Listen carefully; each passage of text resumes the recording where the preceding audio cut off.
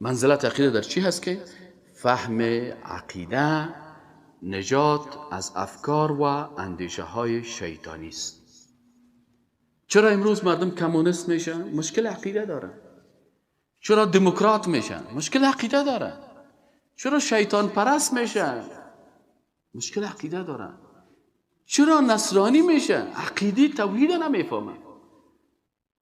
امیال دمی احزاب نشنالیستی آل فلانی قوم پرست است، پشتون قوم پرست است، تاجیک قوم پرست است، ازاری قوم پرست است، ازبک قوم پرست است، عرب قوم پرست است، عجم قوم پرست است.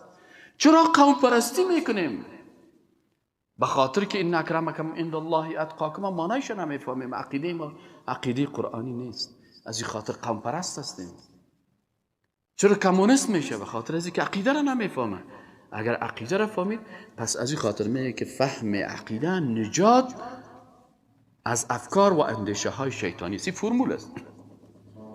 یک روز رسول اکرم صلی الله علیه و آله یک خط کشید در روی زمین. یک خط کشید.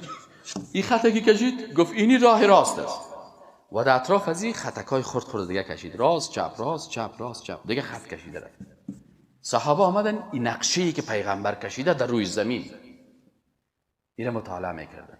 سعی کنین رسول اکرم در روی زمین خط کشید، یک خط راست کشید، باز طرف راست یک خط چپش، این طرفش این طرفش این طرفش.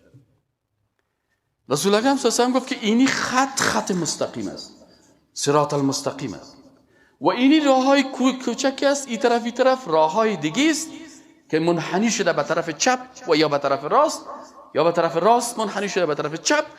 این خطایی است که راههای دیگه هست غیر از راه توحید، راه اسلام.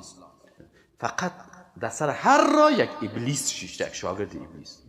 اگر برای به این راه مستقیم که رفته میتونه، پس از این راه ها کسی که عقیده قوی داشته باشه این طرفش کش کرد کل دنیا نشنالیست شوه، من اعلان میکنم که من نشنالیست نمیشم.